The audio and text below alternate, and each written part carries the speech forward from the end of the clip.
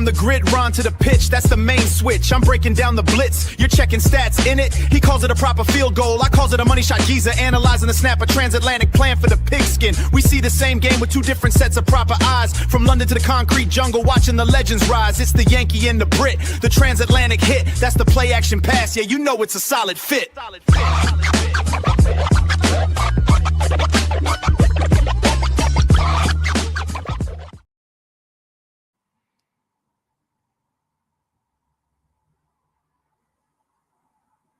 Everybody, I'm Jay.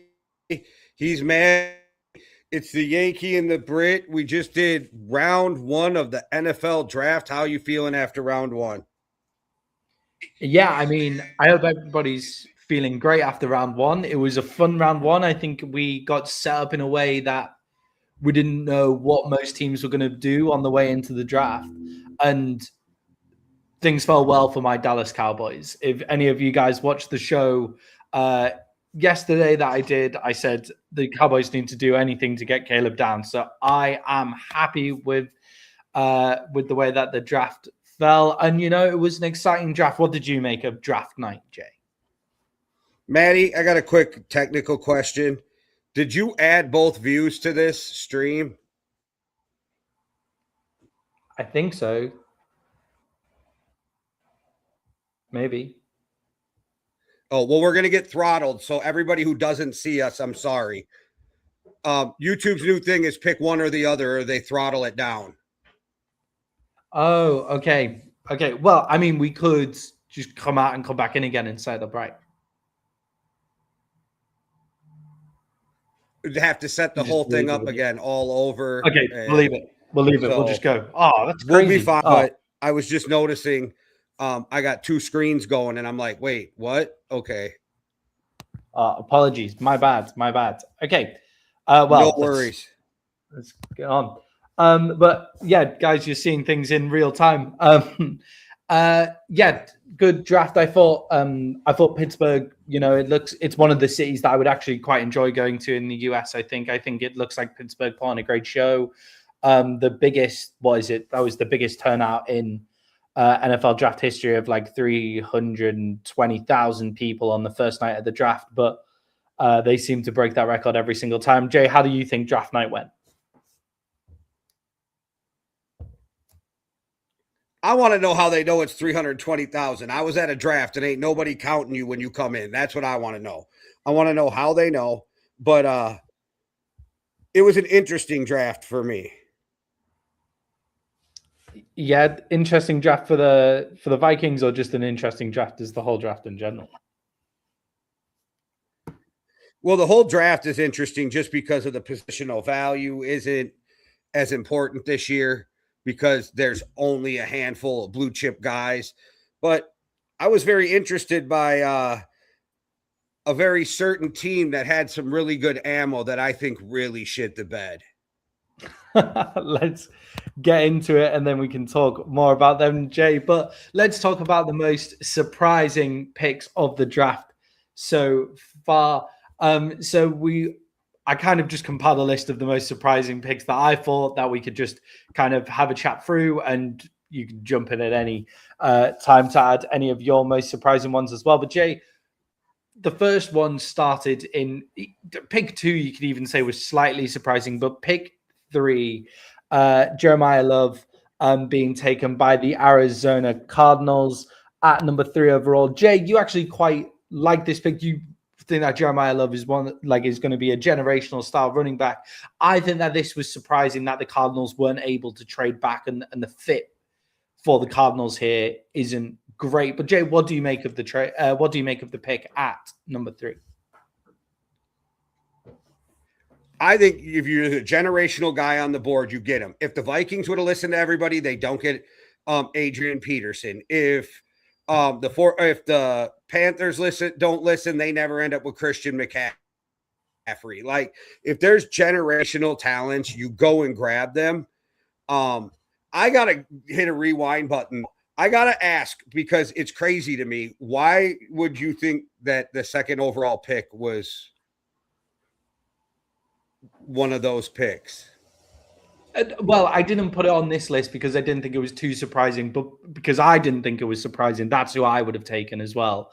But other people were saying that, oh, That's who it could everybody be, said they were taking for months. yeah, just on the run up, that classic NFL style run up of just trying to like get people to drop, get people to fall, all the misinformation out there. A few people were saying things like Arvell Reese going there. I think that would have been a very Jets pick, personally, taking the high upside guy. He was overdrafted at 5. Taking the high upside guy rather than the guy that could just play for you right now, like would be a very Jets option to take. But I didn't think it was like too surprising, which is why it's not here. But with Love and, with Adrian Peterson, with Christian McCaffrey and taking a running back there, I guess that's kind of the point, right? Like, Christian McCaffrey didn't win anything with the Panthers. Adrian Peterson, they had great seasons. They got to a Super Bowl, which is great. But Adrian Peterson and the Vikings as well, you don't go out and win here. They haven't gone out and won by taking that running back there. And they are the greatest. But Christian McCaffrey is having his impact now with another team as well. It's for a running back to come in, you need to. So your argument is you're not a great player if you don't win a Super Bowl. That's your argument.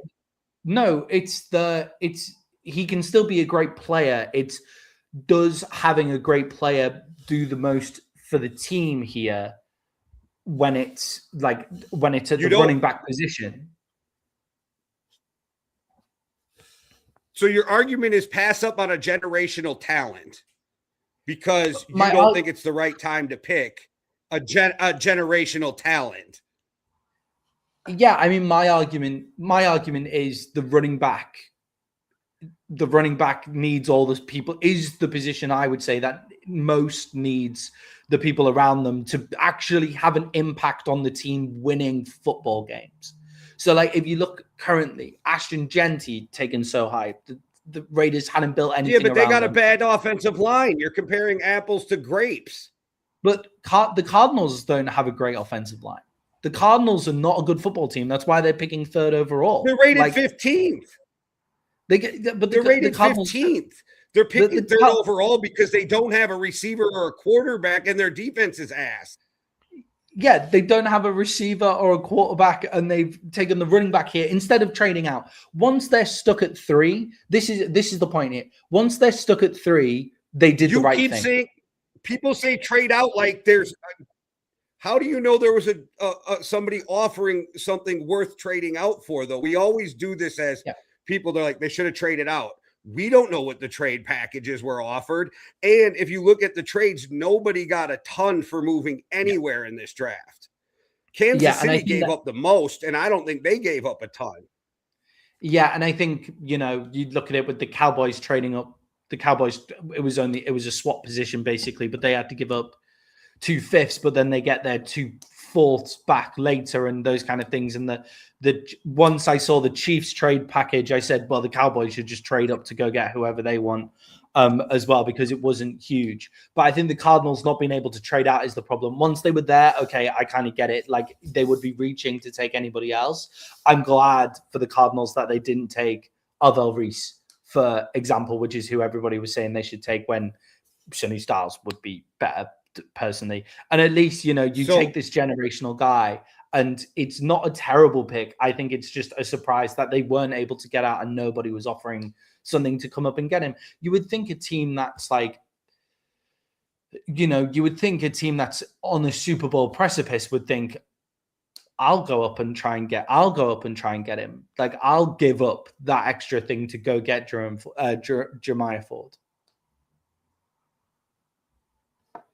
Well, on our Yankee and the Brit Facebook page, 10 days ago, I already said the Cards were taking Jeremiah Love. I just don't understand. Okay, so you have Jacoby Brissett, who for some reason everybody thinks he played great last year and he had 1 win, which is very wild to me because everybody's trying to talk like Jacoby Brissett was, but with his 1 win, do we not think he has 4 or 5 wins with all the close games they played if he has a real weapon? And people keep saying running back Jordan Love. He could line up at the slot. He could line up at the X. He can line up at the Y and be better than every receiver on half the teams in the NFL. And then you're talking, I don't know. I think that this guy was the best player in the draft, and you could get him at 3.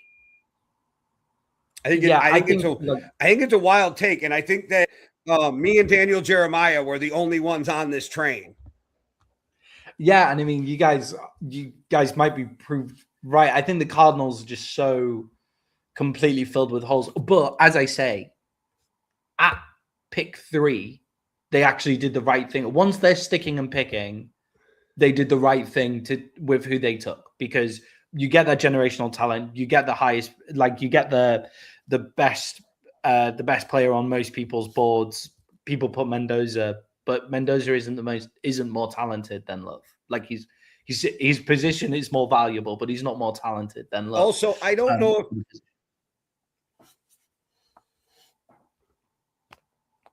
of course the quarterback's more important, but I had Mendoza as my 10th best player in the draft. So I didn't even have him in the top 9, but I get why position pushes him up. But yeah, I think maybe I got more faith in Mike LaFleur than the rest of y'all. Like he spent his whole career with McVay, and his brother isn't the worst coach either. Well, I think his brother's a bad head coach and a great offensive coordinator, but we don't have to pick apart Matt LaFleur right now. But I think Mike LaFleur, and I think you gave him a piece that they can build around when they can't get the quarterback. Like, you can't go get the quarterback in this draft unless you get lucky and it's Beck, right? Like, unless Beck ends up being something we didn't expect, because from what I have gathered, he's a fucking genius when he steps into the classroom. So, like, I don't know, but I don't know what I think they're all preparing for next year. And I think that the Rams fucked up the Cardinals' plans of coming away with a quarterback too. Yeah, I think with the Cardinals actually won't mind picking in the same spot next year. You know, they won't mind if Love doesn't have a huge effect in their wins column next year if they just play with Jacoby Brissett. They actually, I don't think they would mind at all. But Jay, then the big shock. I think they win 8 games this year. The Cardinals. With 7 or 8 games, yeah. Because I don't think Jacoby Brissett's ass. I just think people overestimated him because he won win and he had all these stats, but it only equated to 1 win. My argument is if you put a playmaker with those stats, we probably see a handful of more wins, because they were in a lot of close games. They just, like, he had good stats. You know, like Jacoby Brissett didn't play awful. He just had an awful win-loss record, and I think they'll be better. And I think when you put McVay's offense into a new team, I think you see just a couple wins off the offense alone, the offensive system alone. Yeah, and I think that the defense wasn't actually that bad. Like, we were going into the season saying this is like the most consistent a Cardinals team has looked, and, you know, they ended up picking at 3. But yeah, I could see that. I just think they wouldn't be too upset if they were in a similar position next year for the quarterback class. I turned into you. Go on. I turned into you. I'm over here defending the Cardinals. This is usually your take on the show. So somehow I turned into Maddie. Jay, the biggest shock, I think, in the room came at pick number 4, where Carroll Tate was taken by the Tennessee Titans. From what I saw, I think people were quite surprised by this pick of a wide receiver. You know, the Titans have holes across their roster. Although I think there's a potential, like, why is this so surprising not to give Cam Ward his weapon if you really, really believe in Cam Ward? But Jay, do you think that Carroll Tate was the right wide receiver to come off the board here? And do you think the Titans were right to take a wide receiver off the board here?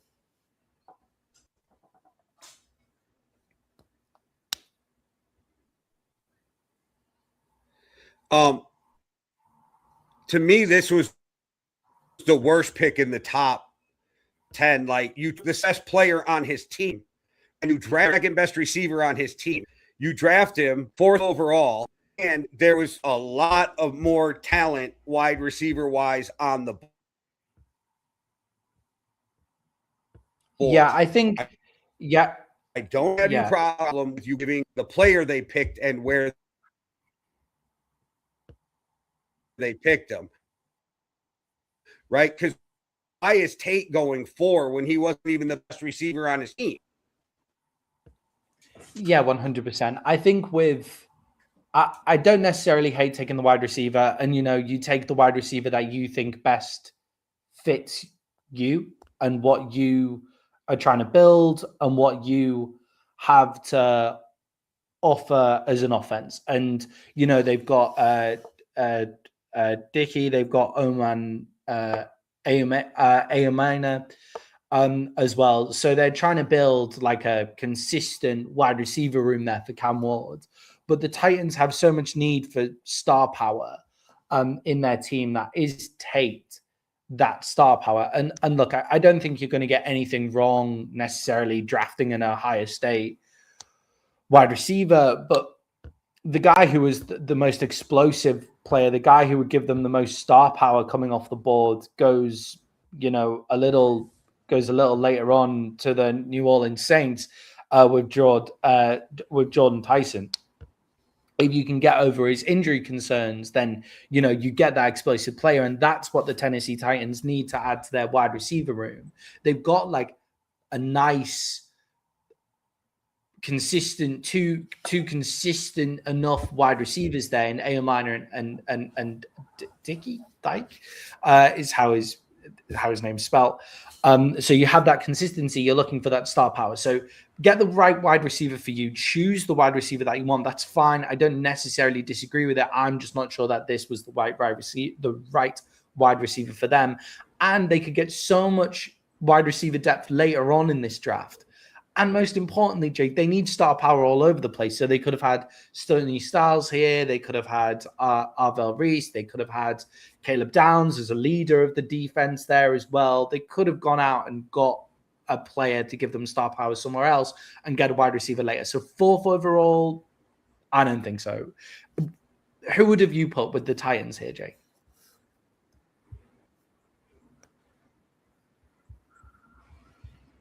Oh, I'm still caught on the fact that Styles went so late. I'm caught off the fact that to me, the second best player in Caleb Downs went so late.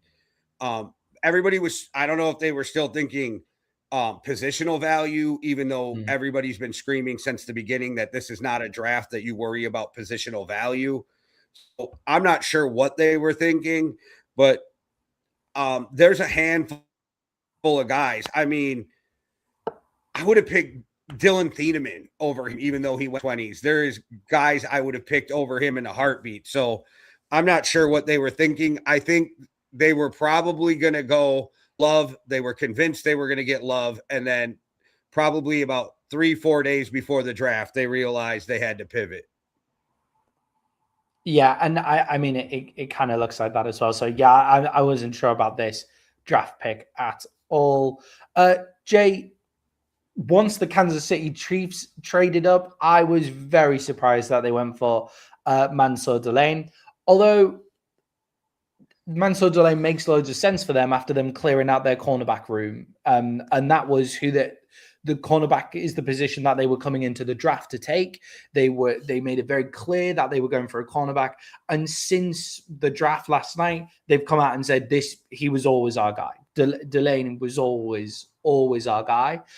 So I get like going up and getting your guy, but Jay, could they have just stuck and picked and still ended up with the same guy? Are you surprised that they didn't take some pass rush here or Caleb Downs here? Like I was confused by this pick in the trade up that they made to go get him.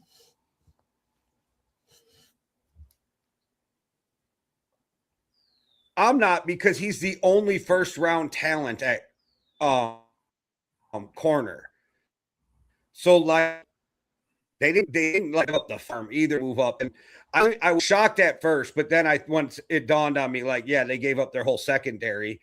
And if that's your guy and you target him, you just fucking go get him. Because if you sit there and play around, what were they at 9? I mean, who knows what happens in between there, because there's not a lot of blue chip guys in this draft. This is actually a highly coveted position, and he's the only guy at this position with a first round grade.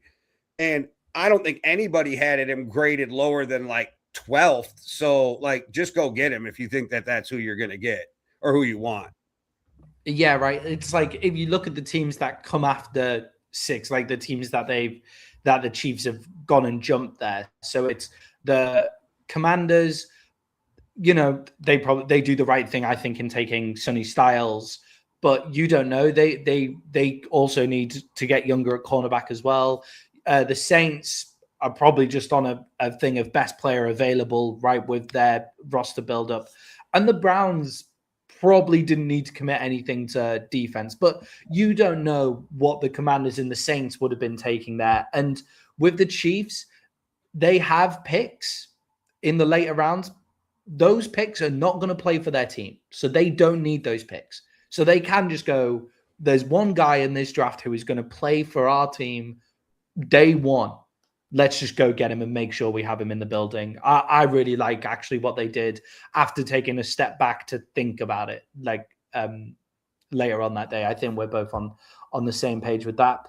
And then Jay as well, this I think is the biggest talking point, it looks like to me, after the draft, but the Rams taking Ty Simpson at 13 overall. Jay, you really like this pick, so you go for it first.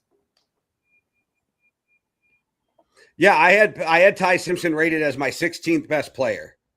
So I don't think it was a reach. And what we find out today is sounds like the Steelers called the Rams wanting to trade up to draft Ty Simpson. So in that case, if you're the Steelers and everybody's like they should wait and get him later, well, I mean, if you're the Rams, if the Steelers are already looking to trade up to get the guy and you want him, then you go get him. But the only problem is and it is not with the pick, it's not with any of that, McVay did not look happy. McVay did not look happy that they drafted him. It looked like that was not his pick, and I kind of have an issue if that's what it was, that you don't listen to your fucking head coach, quarterback, whisperer, offensive genius. And I guess it's not because he didn't like Ty Simpson, but he wants to win another Super Bowl, so he wanted somebody. It's the kind of the Jordan Love thing, even though the Packers traded back into the first round, so it makes it a little different. But I like the pick. I think Ty Simpson was a first-round quarterback. I like what he did. I know people don't want to hear this, but if you go look before he got injured, he was playing better than Mendoza. And he was playing better than Mendoza with a shit offensive line. And he was making everything. Got injured. He was the Heisman front runner for the first half of the year, and then he got injured. And it literally, if you watched last year with us on the show, it took me until through the playoffs and the national championship to go, okay, Mendoza's a better quarterback. Like, because I wasn't sold until I watched those last handful of games on Mendoza, because he did great things, but he did the whole J.J. McCarthy fourth quarter thing against the Bears too many times and had shit games through the whole thing. And then when it got to the playoffs, he kicked it up. He took the team on, and I was like, all right, Mendoza's for real. But I don't think there's as big a gap. I think me and Dan Orlovsky are the only two that don't think there's as big and Dan got dragged for it. So I'm really glad I'm not as famous as Dan with that take. Yeah, and I think with Ty Simpson, right, like they're comparing him to Alabama quarterbacks of the past. You know, like they're looking.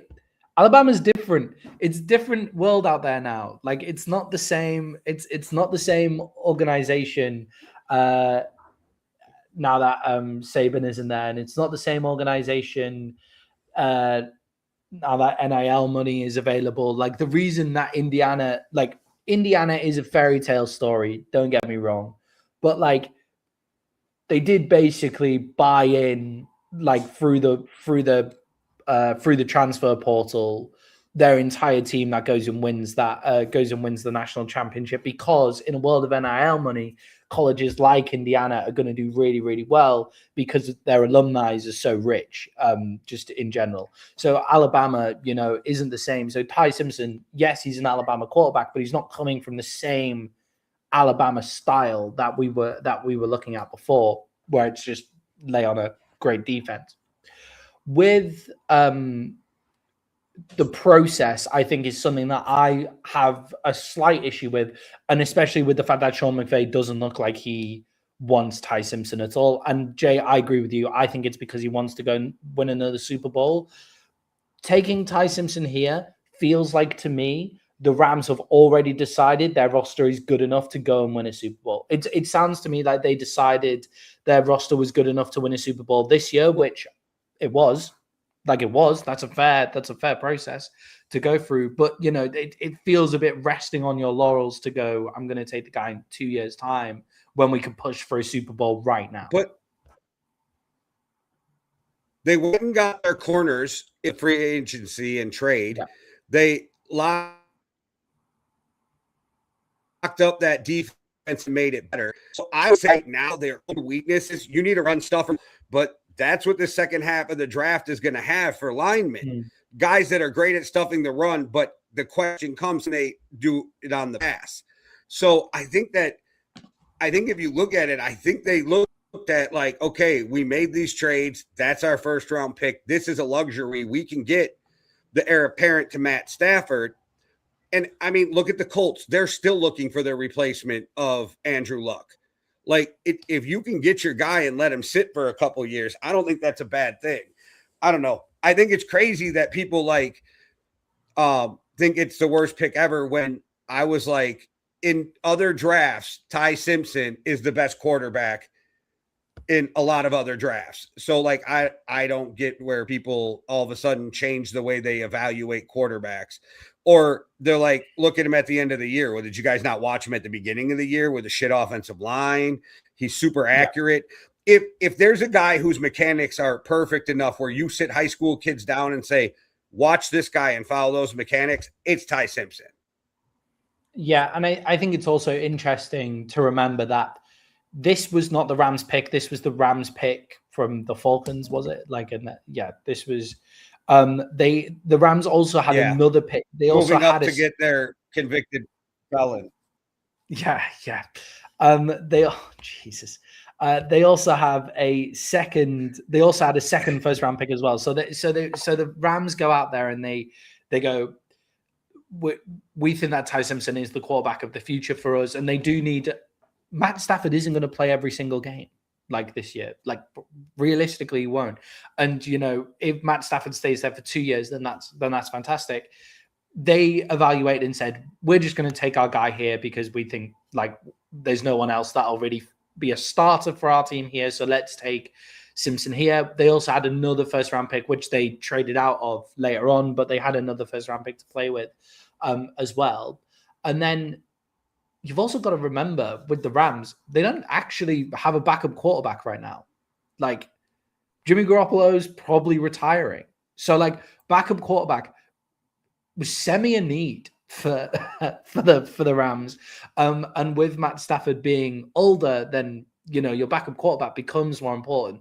So I do like the pick after going through it. I was surprised by the process of it, but I like the pick. It makes a lot of sense to me after sitting back and having a look at it. But Jay, as you say, the one thing, if Sean McVay didn't like it, then that's going to be trouble going forward. Jade, let's talk about your Minnesota. Sorry, Jake. It was just his face. I don't know. Like, he didn't say shit. I was just saying it was just his face. He didn't say shit. And then I do realize that Maddie's not a fan of Stetson Bennett. I'm not a massive fan of Stetson Bennett, has to be said. But clearly the Rams aren't a massive fan of Stetson Bennett either.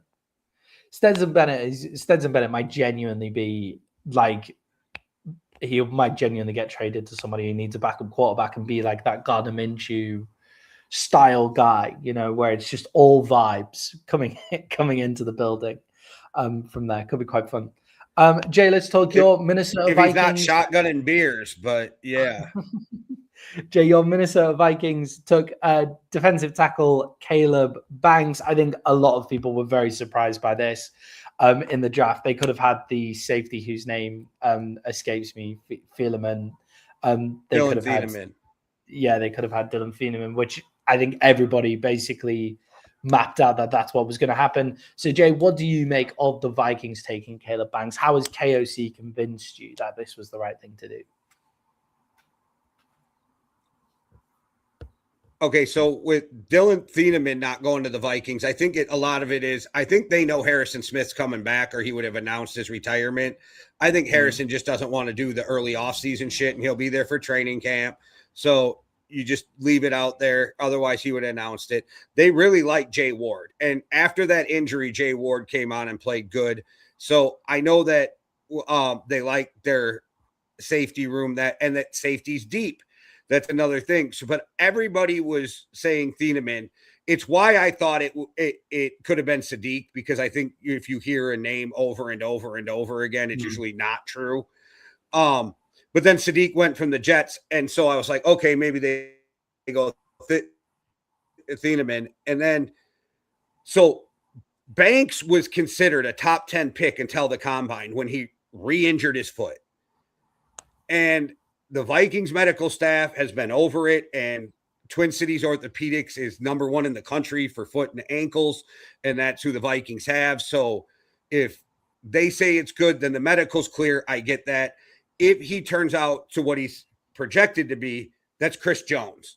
So that's a great pick, right? I just didn't think that. I know everybody's like, oh, they lost Jonathan Allen and they lost Hargrave. They need to go get it. And I said, they got Drake Rodriguez, and Jalen Redmond had 6 sacks last year and was in the top 10 at the second half of the year PFF rating for D tackles. I didn't think Big E's ever yes, but you think you got a generational talent. You listen to Kevin O'Connell say, we got a top 10 talent at 18. And then he even says, they're like, are you worried about the foot? He goes over the medical and he says, if it wasn't for that foot, we wouldn't even have had a chance to draft. And so I'm like, okay, I get it. You're where everybody falls off at like 12 or 15 with all the players, and they're all second. And you're looking at it like, we have a chance right now to get a guy who was top 10 going to the combine before he hurt his foot. If he turns out to what he's supposed to be, Flores can sit back and not send people every play and do more with that defense. It's great. And then the final selling factor was for me is, we find out Brian Flores wanted this. And so if Brian Flores wanted this guy, I trust it. Yeah, and with the Vikings, right? Like when you have KOC and you have Brian Flores, it's like, okay, in those two guys we trust, you know?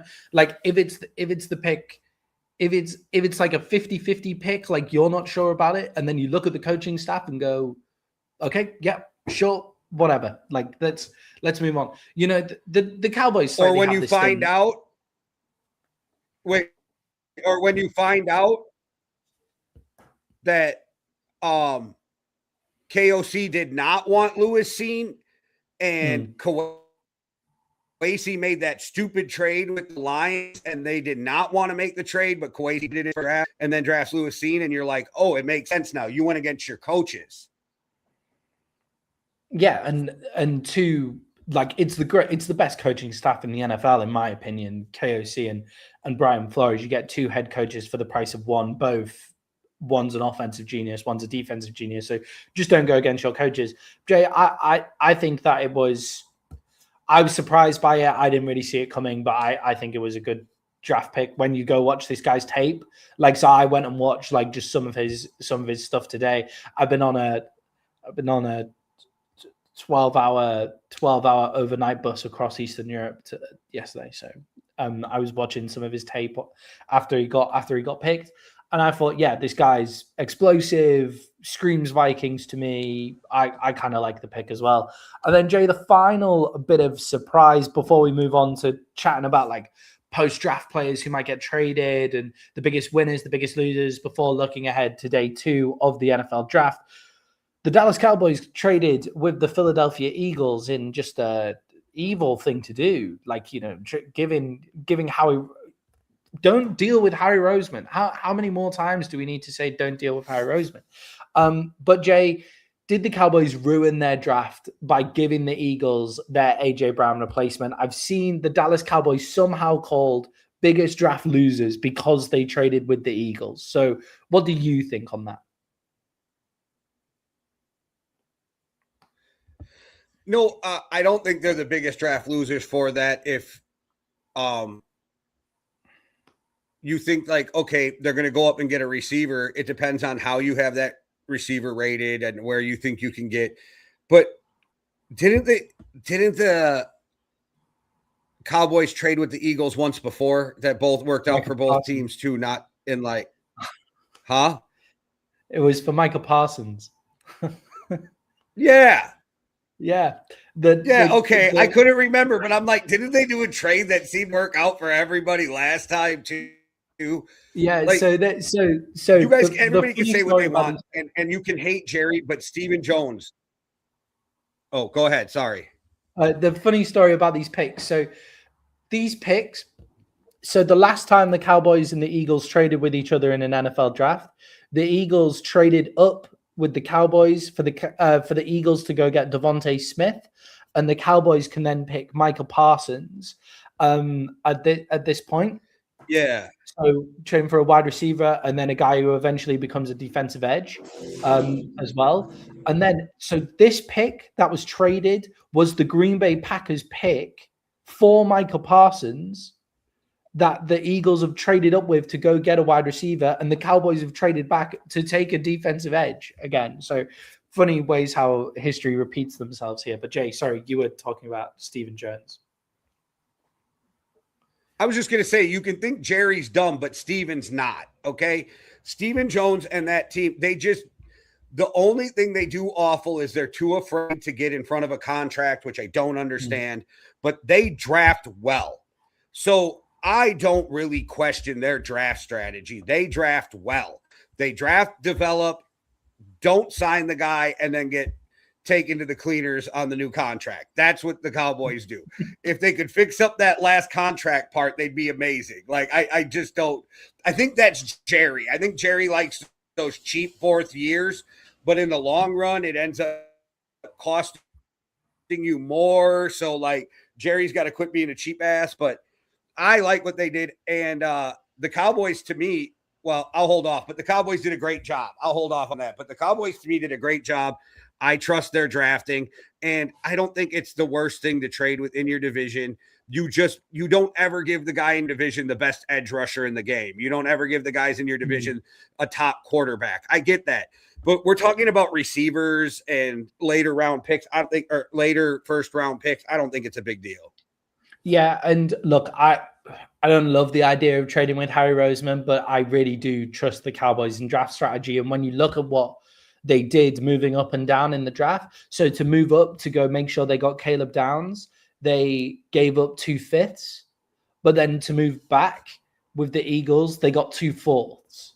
So, you know, they like recuperate that draft movement doesn't hurt them at all by going up to go get Caleb Downs. And the guy that they selected, I think will turn out to be pretty decent. I don't think it was in the position of need. It's not who I would have taken necessarily, but I think he'll look good. Jay, the Eagles taking Lemon. What do you make of that as wide receiver for them? He is probably the AJ Brown replacement, right?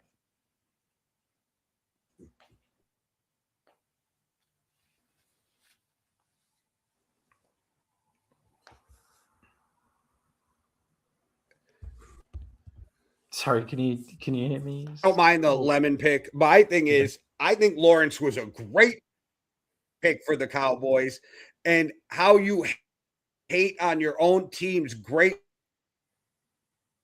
pick, I don't get, but that's okay. I'll stick up for your Cowboys for you. I'm not hating on it. I'm not hating on the pick because AJ Brown's going to be gone. AJ Brown's going to get traded on June 2nd for what we're hearing is for a 2nd round pick.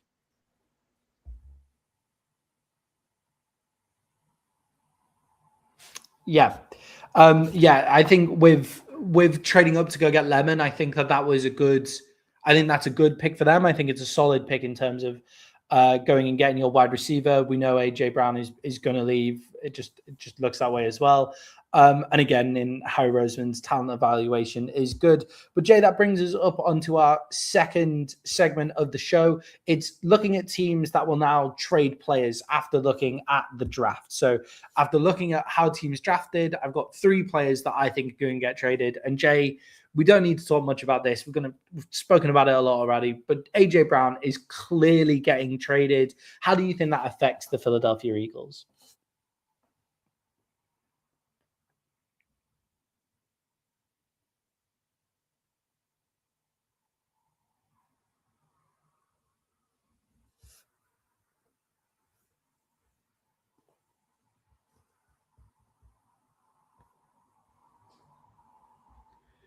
I didn't hear you. There you go. You're back. Sorry. There's just a little lag.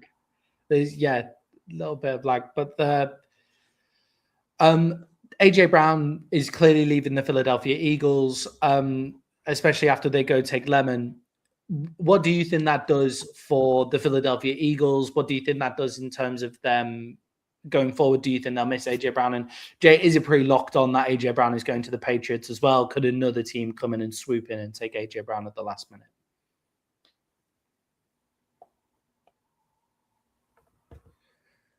I personally think AJ Brown is washed. I think the best of him is over. I think you get a slow, sure-handed guy in AJ Brown. I think the Patriots are going to lose on this trade. I think Howie's going to come out looking good.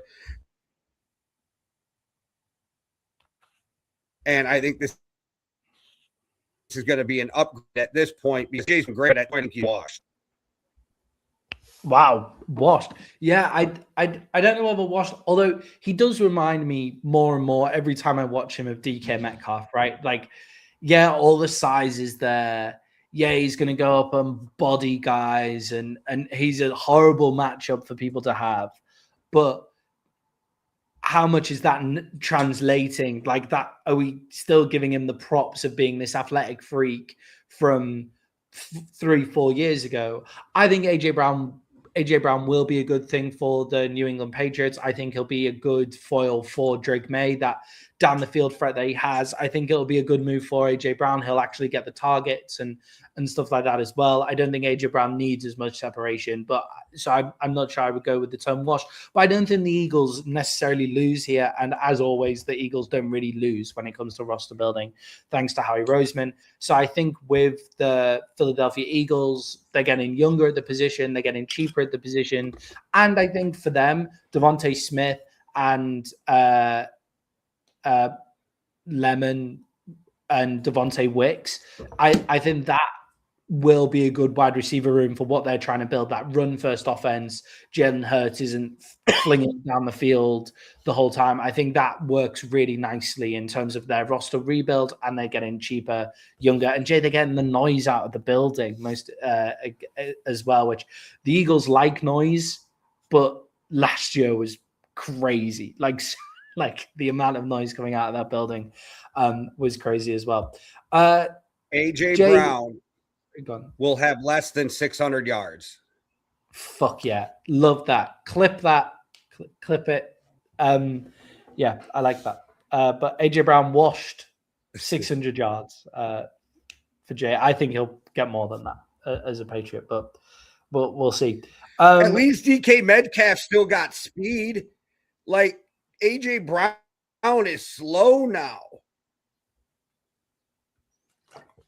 Yeah, I think that AJ Brown still has that down the field threat, right? Like we've seen AJ Brown get the down the field threat, and then Jalen Hurts just hasn't thrown it his way, right? Like, do we just not see it because the ball wasn't getting thrown his way at all? Or is it just a complete lack of separation and we're just expecting Jalen Hurts to throw him open? Is that what you think it is?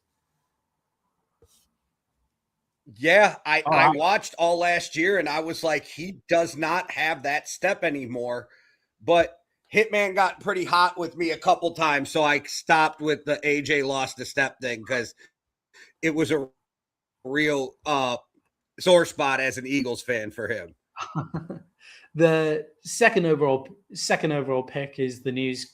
Second round pick for him. I mean, at least it's not first for the Patriots. So I think it's worth the swing personally for the Patriots. Him going back to Vrabel, I think, is a big thing as well. I think it's probably gonna be one of those moves. That's a win-win-win for everybody. Jay, the Giants have now gone and drafted for their defense, looking at their defensive line.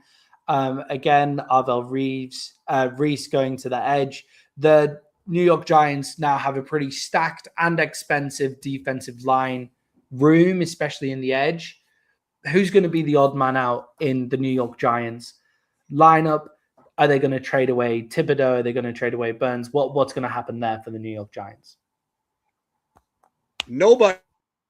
They're playing Reese at middle linebacker. So, yes, let's pass up Styles to go get Reese at number 5 overall, and let's play him at middle linebacker, even though I was saying it from the beginning, there's no way he should go that high. We don't even know if he can play on the edge. He's an off-ball linebacker that everybody's putting at the edge. We don't know if Reese can play at the edge. I've been saying it and saying it and saying it. And everybody's like, oh, he's going as an edge. And then they go out and they pass up Styles, who to me is a better version of Fred Warner. And they go and get Reese, and they're going to play him at middle linebacker. So good job, Harbaugh. Good job. I did think that Reese over Styles was an interesting pick for the Giants to make, because you just look at their current depth chart, and it just doesn't really fit. Like the depth chart just doesn't really fit together. Like it feels like they're going to have to get rid of someone. Here with Abdul Carter, Arvell Reeves, Kayvon Thibodeau, Brian Burns that they've got there as well. It's like, okay, you might have to get rid of somebody here. Whereas if they took Styles, then they have the middle linebacker set. But, if they're going to play Reeves at middle linebacker, sure, good for them. True Giants behavior. And Jay, finally, the New York Giants, they come out, the New Orleans Saints come out and take Jaden Tyson. What does this mean for the New Orleans Saints? I've seen a few people saying it's now making the room for Chris Olave to get traded. Why? Have 2 good wide receivers for your quarterback who nobody thought was going to be good. Yeah, I don't get that statement. So as a Vikings fan, we have Justin Jefferson, we have Jordan Addison, and then we drafted Ty Felton last year. And everybody's like, they got to get a wide receiver. They should go wide receiver in the first round. But as soon as New Orleans takes probably the best wide receiver, it is the best wide receiver in the draft if he stays healthy. And then they're like, they got to get rid of Olave. And then I don't mean to be an asshole. I like Chris Olave. I loved him coming out of Ohio State. But what are you going to give up for a guy who's one more concussion away from maybe being able to football? Yeah, you're not getting enough for Chris Olave to give up on Chris Olave when Tyler Shook had such a great connection with him, like when he's actually there. And you've got the explosive. The issue is what they've taken the New Orleans Saints is they've got 2 injury-prone wide receivers now. So they could be without wide receivers at any point, basically, because of just the injury proneness. But Jordan Tyson, his injury prone is they're football injuries. It's not like reoccur. Like Chris Olave is a concussion thing. Concussions can just come up like from like any freak play, and if it's a concussion, then you're fucked. But Tyson is just like accidents that happen when you're playing football, and it is unfortunate that it happened to him over a certain span of time. They're not like these serious reoccurring injuries, like he's snapped his ACL on multiple occasions or anything like that. It's all footballing injuries, So I think it's a good pick. I think it's exciting for the Saints. And I think the Saints kind of are one of those teams that I think they surprised a lot of people by not just being totally awful. Tyler Shook came in and looked pretty good. The offensive line is okay. And then you now have the potential to go out and be exciting. And you have Kellen Moore, who is a really good offensive coordinator. So give Travis Etienne. Travis Etienne. So give your rookie head coach, he's not a rookie, but second year now head coach, offensive coordinating head coach, weapons to play with. Your second year quarterback, weapons to play with as well. I think that's an exciting pick, and I think the Saints could do with being exciting as well, just to get a bit of vibes back around the organization as well. So yeah, I really don't understand the whole it's clearing the landing way for Chris Olave to leave. So strange. Okay, Jay, let's move on to biggest winner and biggest loser in the NFL draft. Let's start, Jay, with the biggest winner. Who have you got as your biggest winners in the NFL draft? Well, it's your Dallas Cowboys. They picked the second best player in the draft, in my opinion, in downs. And then you go get a guy, and I don't mean this as in exactly to replace Micah's position. Let me put it that way instead of saying to replace Micah, who is great at getting after the quarterback. But guess what else he can do? He can stop the run. And guess what else he can do? He can cover. So I think it was a great pickup. I don't know why people are hating. I think Lawrence was great. Cowboys' best day one draft. That defense gets immensely better immediately. Yeah, Jay, I was also going to pick the Cowboys as my biggest winners as well. Caleb Downs changed his life in Dallas from the jump. You have that leadership in the spine. The way that they were able to get Caleb Downs is huge. The leadership in the spine of the defense, is going to be really important going forward as well. This idea that he's a low value position because he's a safety. Nico Mamwari last season, Kyle Hamilton, safeties, they're positionless football players. You can have. I just want to say something quick. For a bad defense, a safety doesn't do a whole lot. For a good defense, it can make them great. Yeah, 100%. And people will say, well, the Dallas Cowboys have a terrible defense. And it's no. Well, the thing is, they actually didn't for most of last season. Once they kind of got their shit sorted out, it's just they're so leaky in the secondary. It doesn't matter what you're doing up front when just everybody's getting blown past in the secondary. I like the player. I like the player Malachi Lawrence. I think he's going to be good. I'm very excited about that as well. I would have maybe taken a cornerback here just because we don't have a pick in the second round. I would have taken McCoy here just because we don't have a pick in the second round, and we do need a cornerback. But you can get a cornerback in the third. That's fine. That's okay. It's not. That's what I was just going to say. Yeah. You don't have to go and get the second best. It's deep at depth. It was light at the top, but it's deep in depth when it comes to corner, right? There wasn't a lot of first round corners, but there is a lot of corners that will contribute in this draft, and you're going to get them into the third round. You're going to get safeties into the third round. You're going to see a run on corners in the second round here too. You're going to see a run on linemen, the guards and centers, but there's value at linebacker here too. So I think the Cowboys just keep plugging away at defense. Yeah, and I would just take defense basically for every single pick in this draft. But with Malachi Lawrence as well, he doesn't have to play even straight away. That's the other thing. He can just come in and rundowns and be a run stuffer. He doesn't have to come in and play straight away. He doesn't have to hit straight away because Ezeraku was just got better and better throughout the season. Overshone is going to be back and healthy as well. Rashawn Gary is a good second, he's a decent defensive lineman. And then you've got Quillian Williams and Kenny Clark up the middle. You don't need Malachi Lawrence to play straight away, so they have that time. But since, Jay, you picked the Dallas Cowboys as the biggest winner, and I like that as well, I'll come in with the Kansas City Chiefs. I like what the Kansas City Chiefs did in terms of their draft. They go and get their cornerback.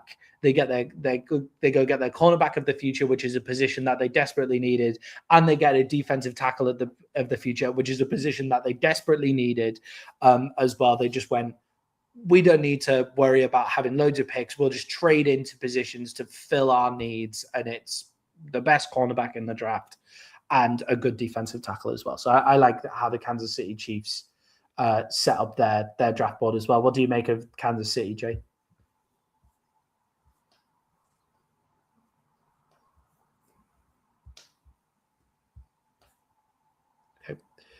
Honorable mention to the Jets. I like what Kansas City did too, but honorable mention to the Jets. Yeah, I think a fair honorable mention to the Jets as well. Jay, I think I have a clue who your biggest loser is, but why don't you tell us? Oh, well, I'm sticking in the NFC East. I'll tell you that with the Giants. So the Giants decide to take a linebacker at 5, and they don't even take the best one because they're not even going to move him to D end. And then for me, and I know other people have it differently, but for me, you took the 5th best offensive tackle at number 10. So I just not sure how to explain that, because for me, I think he anchors well, but they keep talking about his quickness, but but you can have quickness if every move beats you. When you were against the top guys, it didn't look as good as when you were owning these lower school guys. And his technique's raw. He's not a finished product by any means. It's risky. He plays with high pad level. So I think that's a problem.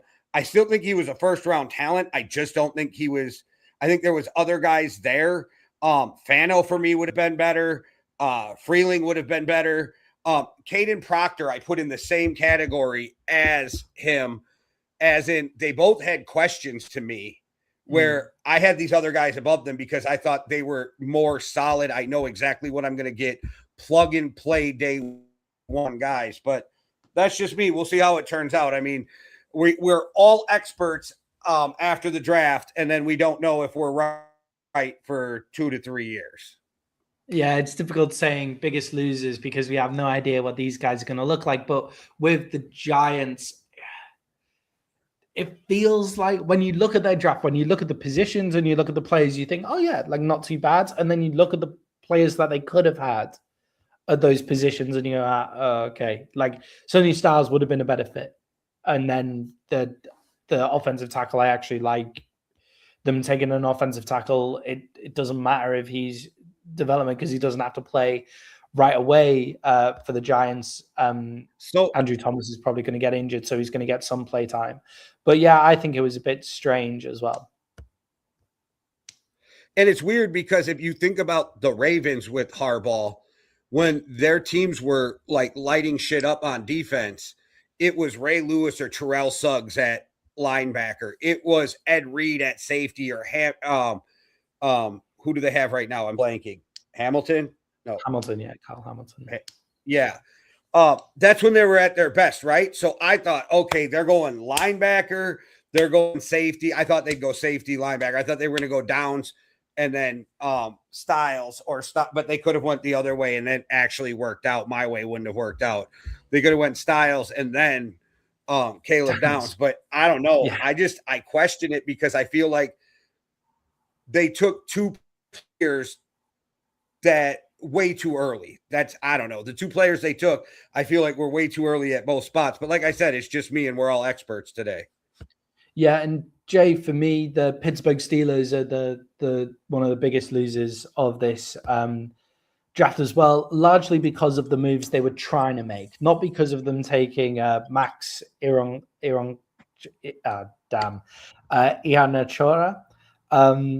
That's a terrible guess. I was letting you try. Yeah. But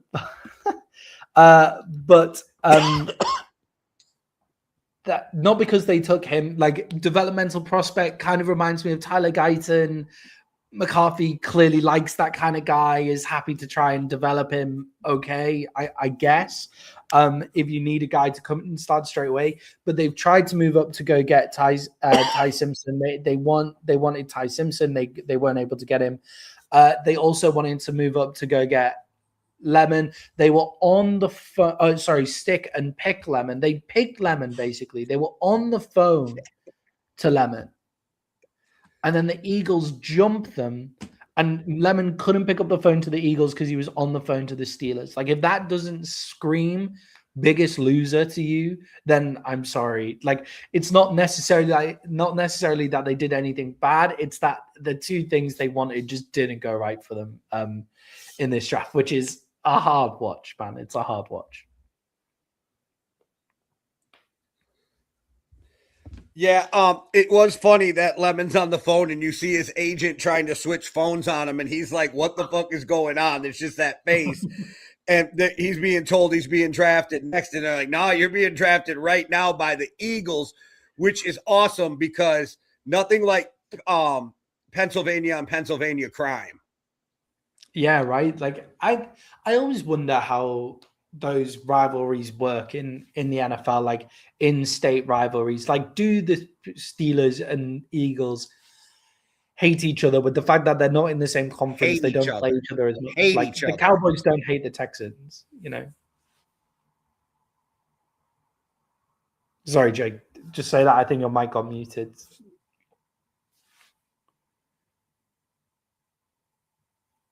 I was just saying they hate each other. Yeah, I was saying that Philly and Pittsburgh hate each other in hockey, in baseball, in like everything. It does feel like they hate each other as well. Jay, let's finish off by looking ahead to the biggest stories of tonight's draft. We've got which team most needs to solve a need today? Which teams have still got glaring needs that need fixing?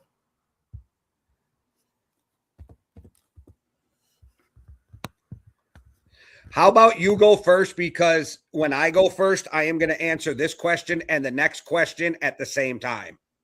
Okay, yeah. Jay, for me, I was going to take the Dallas Cowboys. For me, they desperately need a corner. They're really in need. But I think the Minnesota Vikings can come into it as well. Like, I think they kind of need.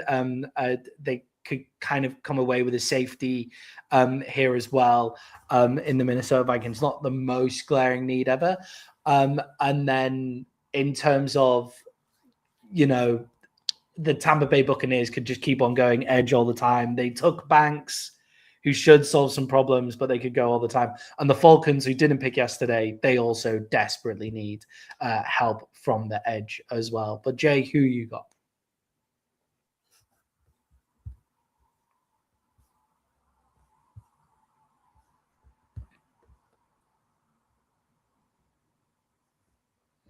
All right. Right at the end, you cut out because my computer's being stupid. What did you say right at the end there? I was just saying, who have you got? Who do you think needs fixed, and what do you think they're going to do about it? So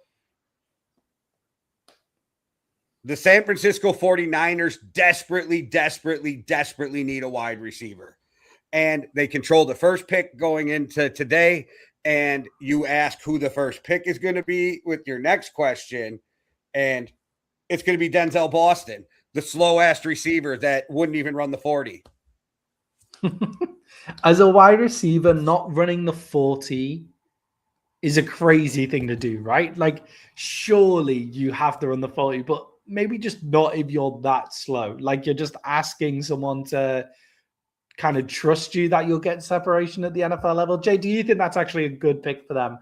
I mean, NFL has him ranked as their 23rd best player.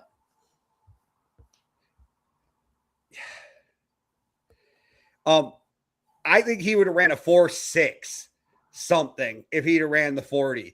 So, like, I don't get the pick. I get that he catches everything, that he's got a good fucking radius, that he's that dog in the trenches. I still think speed and quickness matter in the NFL. And I think that he would have ran like a 4.6. And we got edge rushers and even a few D tackles. Yeah, and I think with the 49ers, though, they could wait to fix wide receiver. They do desperately need wide receiver, and, you know, Brandon Ayuk becomes an interesting guy going forward, but they do desperately need some wide receiver help, like especially in terms of the injury. But they could just wait for someone to come to them in the third, you know. the way that they run their offense, it's not necessary to have like the best wide receiver available. And speed is actually quite important. So for me, Jay, I think they could just take the best player available, and that is, Emmanuel McNeil Warren. Like, go get a safety. Imagine putting that kind of safety talent in the San Francisco 49ers defense would be exciting as well. I feel like they could just really they need to get younger.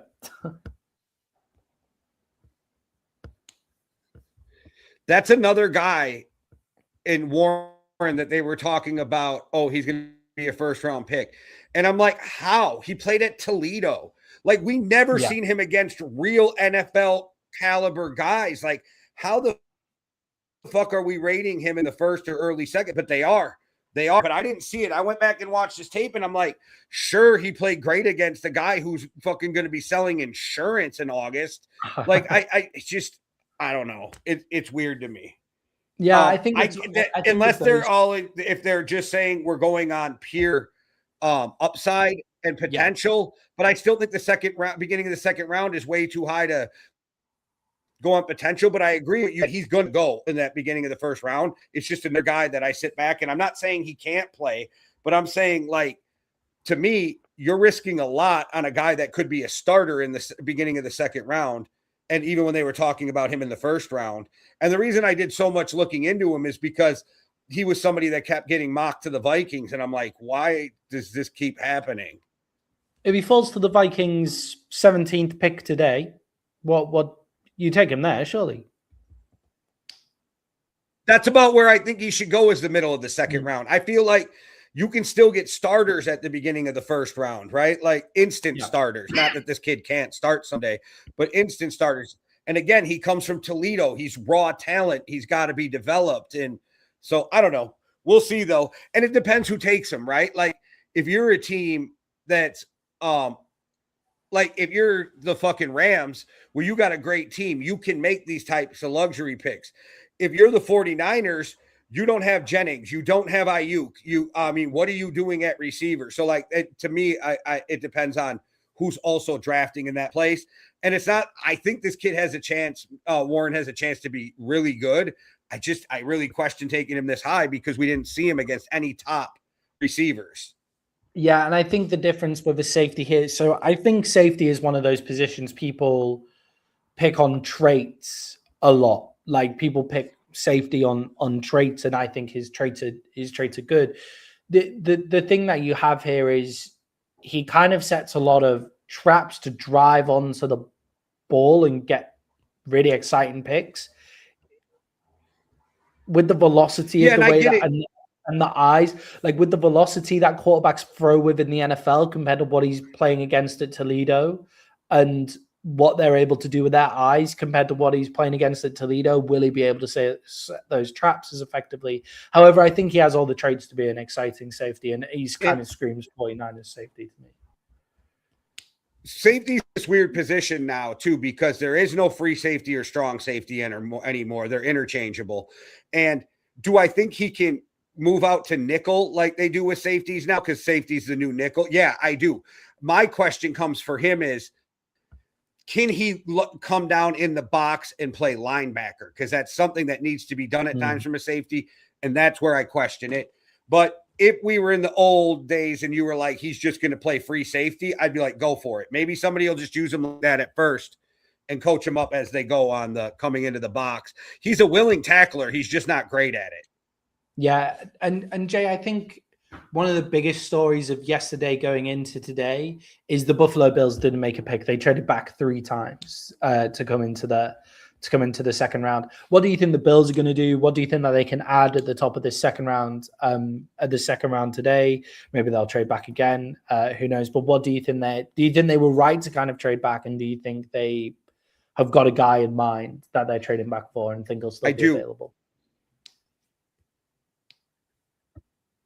I think they have a handful of receivers or tight ends that they're willing to go for, right? And I think the clump and where they are at is where they're going to be a lot of them that start to go.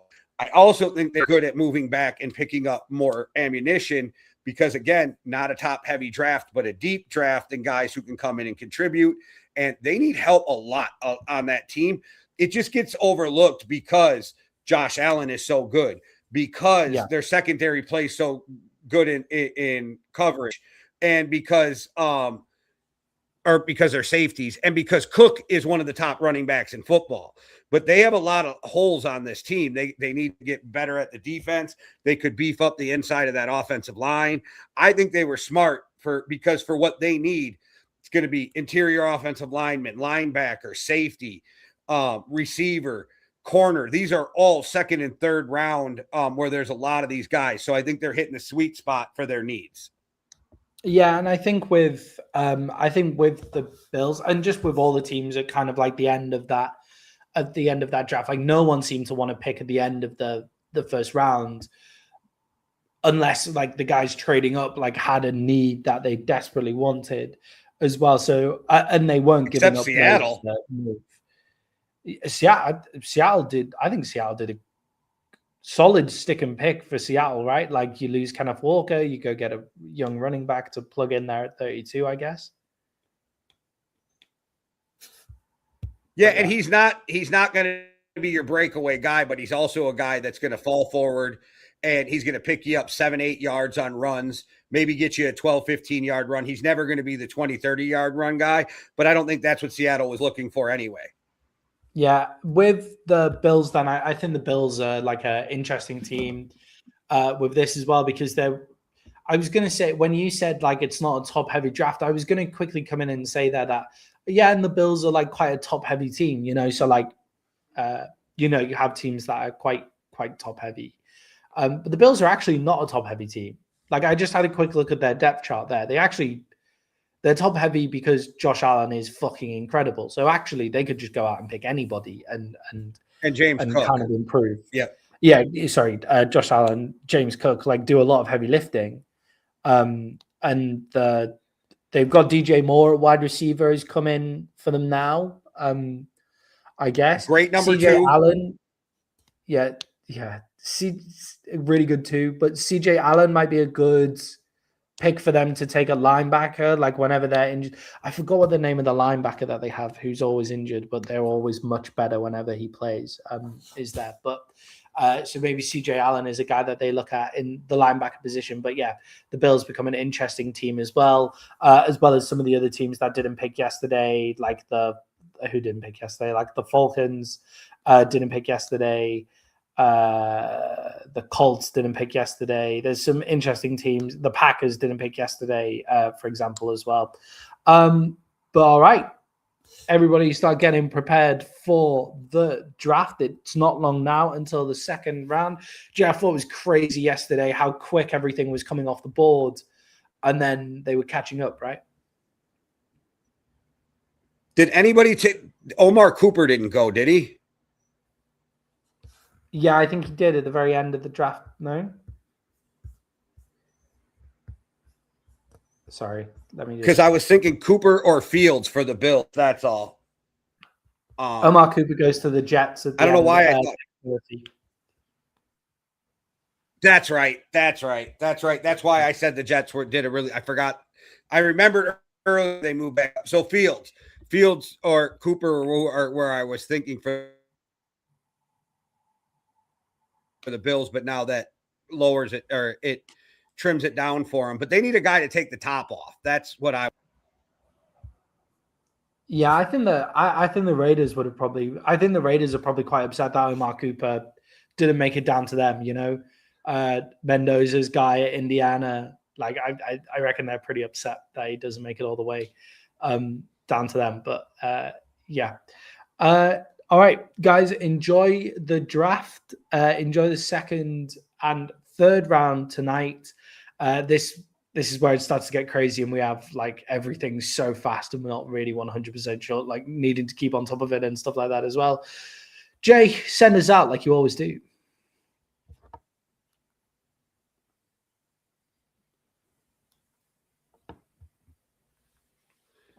All right, everybody. Thanks for watching. Hit the like and subscribe. Make sure you hit the notification so you don't miss any of the shows. Montana, any of it out there. We're in the NBA play. playoffs. You don't want to miss that. We got must-watch Wednesday where we start with the playlist at noon, 10 o'clock, winging it. Those are all Eastern times. All right, guys. One world, one love. Deuces. Cheerio. Across the pond! Yo, from the gridiron to the pitch, that's the main switch. I'm breaking down the blitz. You're checking stats in it. He calls it a proper field goal. I calls it a money shot. Giza analyzing the snap, a transatlantic plan for the pigskin. We see the same game with two different sets of proper eyes. From London to the concrete jungle, watching the legends rise. It's the Yankee and the Brit, the transatlantic hit. That's the play action pass. Yeah, you know it's a solid fit.